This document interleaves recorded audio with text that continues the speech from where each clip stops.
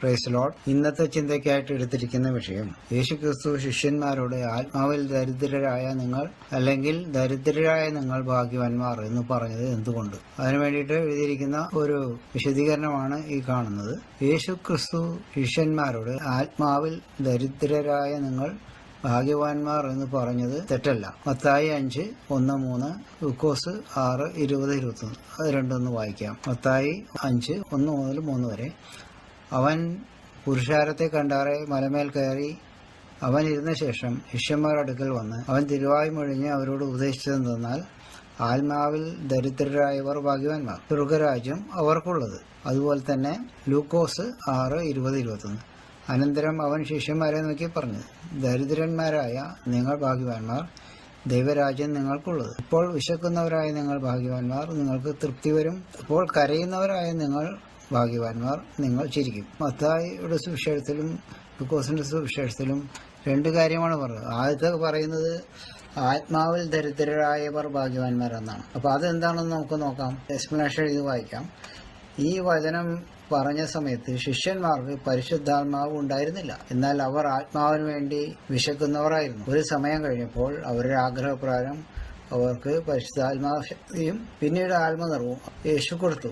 യോഹന്നാൻ 20:22. ഇങ്ങനെ പറഞ്ഞ ശേഷം അവൻ അവരുടെ മേൽ ഊതി അവരോട് പരിശുദ്ധാത്മാവെ കൈക്കൊള്ളുവിൻ എന്ന് പറഞ്ഞു. അപ്പോൾ അതുവരെ അവർക്ക് പരിശുദ്ധാത്മാവ് ഉണ്ടായിരുന്നില്ല. അത് ഈ പറഞ്ഞ കാര്യം യേശുക്രിസ്തു ഉയർത്തെഴുന്നേറ്റ് പിതാവിന്റെ അടുത്ത് പോയി അപ്പോൾ തന്നെ തിരിച്ചു വന്ന ശേഷം ശിഷ്യന്മാരെ കണ്ടിട്ട് പറഞ്ഞ കാര്യമാണ്. 10 ശിഷ്യന്മാരവിടെ ഉണ്ടായിരുന്നു. അവർക്കത് കൊടുത്തു എന്നാണ് നമുക്ക് ഇതിൽ നിന്ന് മനസ്സിലാവുന്നത്. പിന്നെ അപ്പോസ്തല പ്രവൃത്തികൾ 2-ാം അധ്യായം 1-3 വരെയുള്ള വാക്യങ്ങൾ പറയുന്നത്, പെന്തക്കോസ്ത് നാൾ വന്നപ്പോൾ എല്ലാവരും ഒരു സ്ഥലത്ത് ഒന്നിച്ചു കൂടിയിരുന്നു.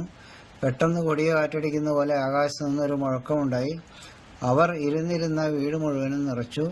അഗ്നിജ്വാല പോലെ പിളർന്നിരിക്കുന്ന നാവുകൾ അവർക്ക് പ്രത്യക്ഷമായി. അവരിൽ ഓരോരുത്തന്റെ മേൽ പതിഞ്ഞു. എല്ലാവരും പരിശുദ്ധാത്മാവ് നിറഞ്ഞവരായി. ആത്മാവ് അവർക്ക് ഉച്ചരിപ്പാൻ നൽകിയതുപോലെ അന്യഭാഷകളിൽ സംസാരിച്ചു തുടങ്ങി. ഇതിൽ ആദ്യം പറഞ്ഞ കാര്യം ശിഷ്യന്മാർക്ക് യേശുക്രിസ്തു നേരിട്ട് കൊടുത്ത പരിശുദ്ധാത്മാവിനെ പറ്റി പറയുന്നു.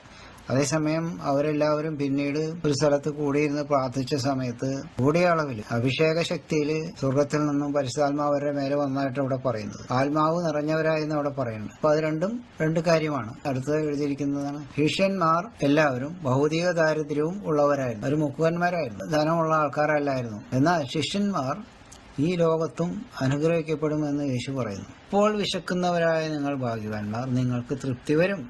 ഇപ്പോൾ കരയുന്നവരായ നിങ്ങൾ ഭാഗ്യവാന്മാർ, നിങ്ങൾ ചിരിക്കും. അപ്പോൾ ഈ ലോകത്തും ദൈവം അനുഗ്രഹിക്കുമെന്നാണ് പറയുന്നത്. പിന്നെ ദൈവരാജ്യവും നീതിയും അന്വേഷിക്കുന്നവർക്ക് സകലവും കൂട്ടിച്ചേർക്കപ്പെടും എന്ന് വചനത്തിൽ പറയുന്നു. മത്തായി 6:33. അത് വായിക്കാം. മുമ്പേ അവന്റെ രാജ്യവും നീതിയും അന്വേഷിപ്പിൻ, അതോടുകൂടെ ഇതൊക്കെയും നിങ്ങൾക്ക് കിട്ടും. അപ്പോൾ ഈ ലോകത്തും ദൈവം അനുഗ്രഹിക്കും എന്നാണ് പറയുന്നത്. എന്നാൽ ഇത് എപ്പോഴാണ് ദൈവം കൊടുക്കുന്നത് എന്നത് അവിടുത്തെ ഹിതം പോലെയാണ്. ഓരോരുത്തർക്കും ഓരോ സമയം വെച്ചിട്ടുണ്ട്. ആ സമയത്തേ അത് കൊടുക്കുള്ളൂ. അതെങ്ങനെയാണെന്ന് വെച്ച് കഴിഞ്ഞാൽ പൈതലിന്റെ ആത്മാവ് നഷ്ടപ്പെടാൻ പാടില്ല. ആ രീതിയിലായിരിക്കും അത് കൊടുക്കുന്നത്. പല ആൾക്കാർക്കും ചിലപ്പോൾ 80 വയസ്സൊക്കെ കഴിഞ്ഞിട്ടായിരിക്കും പച്ച പിടിക്കുന്നതായിട്ടുള്ള രീതിയിലുള്ള കാര്യങ്ങൾ നടക്കുക. അത് കഴിഞ്ഞ് അവരെ ദൈവം സ്വർഗത്തിലേക്ക് എടുക്കുകയും ചെയ്യും. അങ്ങനെയാണ് അങ്ങനെ സംഭവിക്കുന്നത്. അപ്പോൾ എല്ലാവർക്കും ആദ്യം തന്നെ കൊടുത്തോളണമെന്നില്ല. ആദ്യം കൊടുക്കുന്നതുകൊണ്ട് തരക്കേടുകളും ഉണ്ട്. അങ്ങനെ കിട്ടിക്കഴിഞ്ഞാൽ ഞങ്ങളൊക്കെ മിടുക്കന്മാർ, ഞങ്ങൾ കഴിവുള്ളവരാണെന്ന് പറഞ്ഞുകൊണ്ട് മറ്റുള്ളവരെ നിന്ദിക്കുകയും അതുപോലെ തന്നെ അവർ കിട്ടിയ സമ്പത്ത് അവർ ദുർവിനിയോഗം ചെയ്യുകയും ചെയ്യാം. പലതവണ വിദേശങ്ങളിലേക്ക് യാത്ര ചെയ്യുക, പിന്നെ വളരെ വിലപിടിപ്പുള്ള വാഹനങ്ങളും അതുപോലെ തന്നെ അനവധി വീടുകൾ വാങ്ങിക്കുക. ഇതൊക്കെ ചെയ്യുന്നത് ദൈവഹിതമല്ല. ദൈവം കൊടുക്കുന്ന ധനം ദൈവമക്കളുടെ നന്മയ്ക്ക് വേണ്ടിയിട്ട് സുവിശേഷ പ്രവർത്തനത്തിന് വേണ്ടി ഉപയോഗിക്കുകയും ചെയ്യേണ്ടത്. തോന്നിയാസം പോലെ ചെലവാക്കുകയല്ല ചെയ്യേണ്ടത്. വളരെ ലഭിച്ചവനോട് വളരെ ആവശ്യപ്പെടും, അധികം വാങ്ങിയവനോട് അധികം ചോദിക്കും എന്ന് കർത്താവ് പറയുന്നതിൽ നിന്നും അധികം സമ്പത്തുണ്ടാകുന്നത് അപകടമാണെന്നാണ് അർത്ഥമാക്കുന്നത്. അതുതന്നെയാണ് ലൂക്കോസ് 12:48 പറയുന്നത്. അത് ധനവാന്റെയും ലാസറിന്റെയും കഥ അവിടെ പറയുന്നുണ്ടല്ലോ. അതൊന്ന് നമുക്ക് നോക്കാം. ലൂക്കോസ് 16:19-31 വരെ. ധനവാനായ ഒരു മനുഷ്യൻ ഉണ്ടായിരുന്നു. അവൻ ധൂമ്ര വസ്ത്രവും പട്ടും ധരിച്ച് ദിനം പ്രതി ആഡംബരത്തോടെ സുഖിച്ചുകൊണ്ടിരുന്നു. ലാസർ എന്നു പേരുള്ളൊരു ദരിദ്രൻ വ്രണം നിറഞ്ഞവനായി അവന്റെ പടിപ്പുരയ്ക്കൽ കിടന്നു. ധനവാന്റെ മേശയിൽ നിന്ന് വീഴുന്നത് തിന്ന് വിശപ്പടക്കുവാൻ ആഗ്രഹിച്ചു. നായ്ക്കളും വന്ന് അവന്റെ വ്രണം നക്കും. ആ ദരിദ്രൻ മരിച്ചപ്പോൾ ദൂതന്മാർ അവനെ അബ്രഹാമിന്റെ മടിയിലേക്ക് കൊണ്ടുപോയി ധനവാനും മരിച്ചു അടക്കപ്പെട്ടു പാതാളത്തിൽ യാതന അനുഭവിക്കുമ്പോൾ മേലോട്ട് നോക്കി ദൂരത്തു നിന്ന് അബ്രഹാമിനെയും അവൻ്റെ മടിയിൽ ലാസറിനെയും കണ്ടു. അബ്രഹാം പിതാവേ, എന്നോട് കനിവുണ്ടാകണമേ. ലാസർ വിരലിൻ്റെ അറ്റം വെള്ളത്തിൽ മുക്കി എൻ്റെ നാവിനെ തണുപ്പിക്കേണ്ടതിന് അവനെ അയക്കണമേ. ഞാൻ ഈ ജ്വാലയിൽ കിടന്ന് വേദന അനുഭവിക്കുന്നു എന്ന് പറഞ്ഞു അബ്രഹാം. മകനെ, നിന്റെ ആയുസ്സിൽ നീ നന്മയും ലാസറവണ്ണം തിന്മയും പ്രാപിച്ചെന്ന് ഓർക്കാം. ഇപ്പോൾ അവൻ ഇവിടെ ആശ്വസിക്കുന്നു, നീയോ വേദന അനുഭവിക്കുന്നു. അത്രയുമല്ല, ഞങ്ങൾക്കും നിങ്ങൾക്കും നടുവേ വലിയൊരു പിളർപ്പുണ്ടാക്കിയിരിക്കുന്നു. ഇവിടെ നിന്ന് നിങ്ങളുടെ അടുക്കൽ കടന്നു പോകാൻ ഇച്ഛിക്കുന്നവർക്ക് കഴിവില്ല, അവിടെ നിന്ന് ഞങ്ങളുടെ അടുക്കൽ കടന്നു വരുവാനും പാടില്ല എന്ന് പറഞ്ഞു. അതിനവൻ, എന്നാൽ പിതാവേ, അവനെ എൻ്റെ അപ്പൻ്റെ വീട്ടിൽ അയക്കണമെന്ന് ഞാൻ അപേക്ഷിക്കുന്നു. എനിക്ക് 5 സഹോദരന്മാരുണ്ട്. അവരും ഈ യാതന സ്ഥലത്ത് വരാതിരിക്കാൻ അവൻ അവരോട് സാക്ഷ്യം പറയട്ടെ എന്ന് പറഞ്ഞു.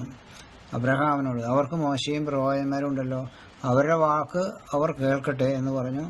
അതിനവൻ, അല്ലല്ല അബ്രഹാം പിതാവേ, മരിച്ചവരിൽ നിന്ന് എഴുന്നേറ്റ് അവരുടെ അടുക്കൽ ചെന്നുവെങ്കിൽ അവർ മാനസാന്തരപ്പെടും എന്ന് പറഞ്ഞു. അവൻ അവനോട്, അവർ മോശയുടെയും പ്രവാചകന്മാരുടെയും വാക്ക് കേൾക്കാഞ്ഞാൽ മരിച്ചവരിൽ നിന്ന് ഒരുത്തൻ എഴുന്നേറ്റ് ചെന്നാലും വിശ്വസിക്കുകയില്ല എന്ന് പറഞ്ഞു. ധനവാൻ നന്മയുള്ള മനുഷ്യനായിരുന്നു എന്ന് പറയണം. കാരണം അവനെ ഈ കഷ്ടപ്പാടൊക്കെ അനുഭവിക്കുകയാണ് അവിടെ. എങ്കിൽ തന്നെയും മറ്റുള്ള സഹോദരന്മാരും അവിടെ വരാതിരിക്കണമെന്നാണ് അവൻ പറയുന്നത്. അപ്പം അതിൽ നിന്നൊരു നല്ല മനസ്സുള്ള മനുഷ്യനാണെന്ന് അറിയാം. പക്ഷെ അവനുള്ള പ്രധാന ദോഷം പറയുന്നത് എന്താ വെച്ചിട്ടുണ്ടെങ്കിൽ, അവൻ ധൂമ്ര വസ്ത്രവും പട്ടും ധരിച്ചു ദിനം പ്രതി ആഡംബരത്തോടെ സൂചിച്ചുകൊണ്ടിരിക്കുക. അതാണ് ഒരു കുറ്റം പറയുന്നത്. അത് തന്നെയല്ല, ദരിദ്രരോട് ഒരു സഹാനുഭൂതി ഉണ്ടായിരുന്നില്ല എന്നും പറയുന്നുണ്ട്. ധനവാന്റെ മേശയിൽ നിന്ന് വീഴുന്നത് നിന്ന് വിശപ്പടക്കുവാൻ ആഗ്രഹിച്ചു എന്ന് പറയണേ.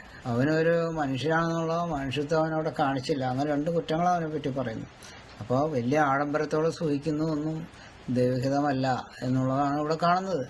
അതുതന്നെയാണ് ഞാനിവിടെ എഴുതി വച്ചിരിക്കുന്നത്. വളരെ ലഭിച്ചവനോട് വളരെ ആവശ്യപ്പെടും, അധികം ഏറ്റു വാങ്ങിയവനോട് അധികം ചോദിക്കും എന്ന് കർത്താവ് പറയുന്നതിൽ നിന്നും അധികം സമ്പത്തുണ്ടാകുന്നത് അപകടമാണ് എന്നാണ് അർത്ഥമാക്കുന്നത്. ഈ കിട്ടുന്ന പണം മുഴുവൻ തോന്നിയാസം പോലെ കൊല്ലത്തിൽ 2-3 പ്രാവശ്യമൊക്കെ വിദേശത്തേക്ക് പോവുക, ധനം ധൂർത്തടിക്കുക, അവിടെ സുഖിക്കുക, ഇതൊക്കെ ദൈവഹിതമല്ല.